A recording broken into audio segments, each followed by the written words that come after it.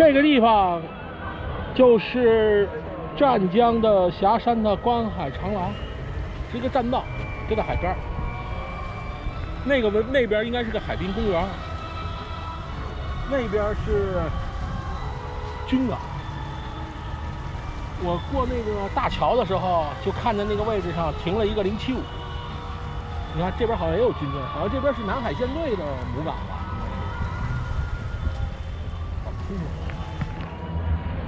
反正要躲那边稍微远点，不要那个军事基地那边凑。这个位置就是红树林，然后上面停了好多鸟，一会儿拍拍。这个雕塑挺有意思，是代表什么寓意啊？